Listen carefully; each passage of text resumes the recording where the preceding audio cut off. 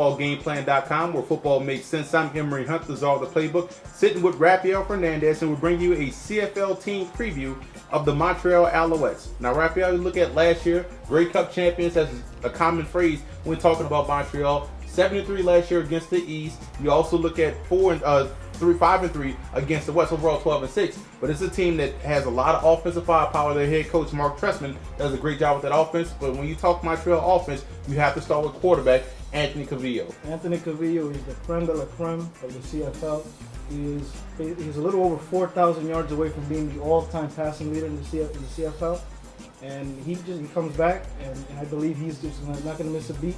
He's a veteran quarterback. I mean, he's a little long in the tooth already, but I believe he's going to come back and be the same player that he's always been for Montreal. That should be a future Hall of Famer. They're one of the least intercepted teams, only 13 interceptions on the year. But I like that backup quarterback they have in Adrian McPherson. This guy can beat you with his arms, can beat you with his legs. Very talented player. If he can cut down on his accuracy issues and increase that, he's going to be a future star in this league. I like him a lot. Now, you look at the receiving of football. These guys have some outstanding wide receivers. 467 receptions last year. They were number one in the CFL. But when you talk their wide receivers, you start with the big physical guy, Jamel Robinson. This guy routinely made a lot of one-hand catches. Great hands, best hands I've seen so far in the East Division. Well, you also got to look at a guy like S.J. Green, who has to replace Ben Cahoon, who retired in the offseason. I believe he's going to have a good year playing in the slot back position. Mm-hmm. And, I mean, they're full of targets. That's one thing. They have a lot of potential, great targets on that team. I believe that their offense doesn't miss a beat as far as passing is concerned.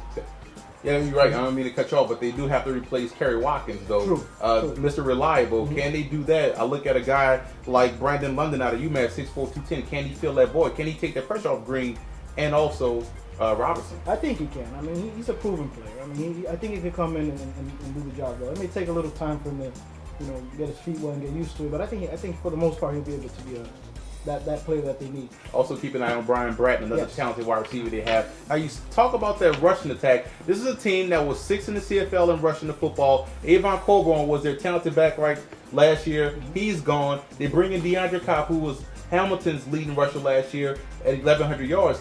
What they can do to get that running game going, or do they not concentrate more on the run as they're supposed to? Well, yeah, I believe that they need to improve their running game. I mean, it was decent, but they need to be better, and it would only improve their passing attack. I mean, another guy you got to look at for the running attack is Brandon Whitaker. Mm-hmm. He may get a shot to be the number one running back, but the bottom line is they need to have a guy that averages at least 3 to 4 yards per carry, and just keep the defense honest, so that way their offense, their passing game, that is, can be more effective. Yeah, your Vincent Bernard is another guy that's a scat back, may help out on returns. And they were dead last in rushing the football last year, 9 touchdowns. They have to do a better job, but it all starts up front. But I like their offensive line. You look at that offensive line, very solid in the pass game, only 34 sacks given up, which put them 3rd in the CFL. But talk about that offensive line. They're led by center Luke Brodier Jordan. This guy is a 3rd-year player out of LaBelle, 6'4", 326 pounds.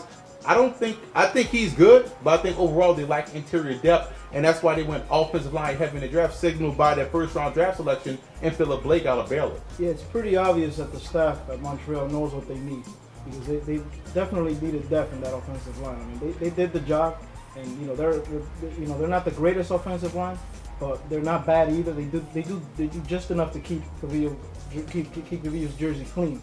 But they definitely needed to get some depth. I mean, they needed some young guys to replace some of them. I like their bookends. You look at offensive line coach Jonathan Heimbach does a phenomenal job getting these guys to play. Their bookends are led by Josh Borg, Jeff Perrett, and also keep an eye on Dylan Steenberg.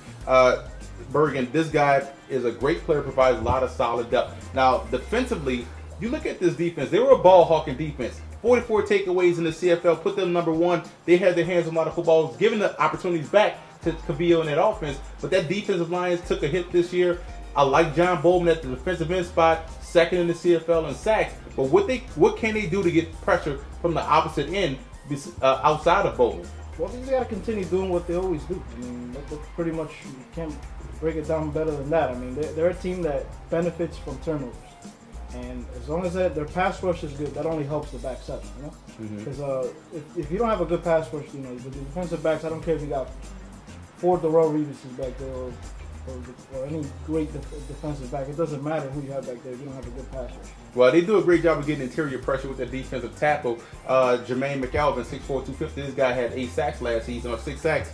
8 sacks, I'm sorry, but he's a great player. Anwan Stewart is another guy, uses his hands real well, 6 sacks, but need another guy off that end to get pressure. Now, linebacker, you look at Chip Coy, phenomenal. He's a tackling machine, 80 tackles. He has to come in and play outstanding again, and he also excels in pass coverage. One guy I think needs to step up his game. You look at Diamond Ferry. He has to step up his level of play in order to contend with the rest of those linebackers. Overall, I believe that defense, in order for them to get better than what they are, they have to improve on one thing. Last year, they allowed 475 points, which is 5th in the CFL. That's not a good stat, I believe. I mean, they need to improve on that. They need to not allow so many points, because all that does is cause fatigue for that team, and it could hurt them down the stretch, especially for a veteran team. Yeah, one thing they did excel at, though, last year was stopping the run. 2nd in the CFL. We're really 1st in the CFL. 96 yards a game. Did a great job of stopping the run. So nobody was able to run on Montreal, but they were able to get big plays in the passing game. Right. And speaking of that, you look at, but I gotta mention linebacker Shea Embry. This guy is an outstanding player. 6 feet, 230 pounds, another thumper in the middle. But talking about that secondary, they led the league in interceptions, 25 interceptions. Ball hawking group. They did give up a lot of big plays, too many yards, 291 yards passing the game. So what can that secondary do to get better? Well, they need to basically play more onto the ball. I mean, I believe that they didn't put enough pressure on the receivers that they played. They played too soft, which allowed those big plays, and in essence, allowed all those big points. I like Gerald Brown too. Cornerback, 5 interceptions, led the team. He's a very good tackler. One thing I say about Montreal's secondary is a group of guys that don't mind coming up, getting in nose dirty. Mark Castell, another corner, solid cover corner. And you mentioned the safety, or you got to mention the safety spot. They lost a key player at that safety spot. Talk about that. Well, I mean, that's losing a safety is a big deal, because that's your center fielder. That's the guy that pretty much commands everything. He's the one that reads the quarterback eyes and all that. It's a big deal to lose your safety. I mean, I don't know how they're going to replace him. I mean, what do you think? Yeah, Prolu is a guy that they really needed to but he's gone. But I like Tad Crawford. Should prove to be a huge pickup from British Columbia. Yes. They got him 6'3", 194, so he's going to be that rangy center fielder. Etienne Boulay, another guy, very smart, heady player. So there's some bright spots back there, but losing a guy like Prolu is going to really hurt that team. Billy Parker is another corner that has ideal size at 6 feet, 195. So secondary has some players. They just got to do a better job of competing. It's all a matter of execution for that group. Now, speaking of execution, look at that special teams unit. They have to do wonders this year. They have a great kickoff returner, punt returner, and Tim Maypray, guy that I used to cover a lot down at VMI in the Southern Conference. This guy's outstanding returner. We'll talk about their kicking game. Well, I mean, their kicking game should be, they score a lot of points. I mean, they're going to have a lot of opportunities, that's for sure. Mm-hmm. So, I mean, last season they were pretty good. I mean, they need to improve on that, though. I mean, as far as kick returns are concerned, I mean, the better they do, they'll give Cavillo and that offense better field position. Yeah, they drafted Brody McKnight in the 1st round out of Montana, but Sean White is going to be the starting kicker. Now, what do you like about Montreal? Why do you think they'll do well again? Well, I mean, they're a veteran team, and you can never underestimate the heart of a champion. That's all I know. I mean, they've won it 2 years in a row for a reason.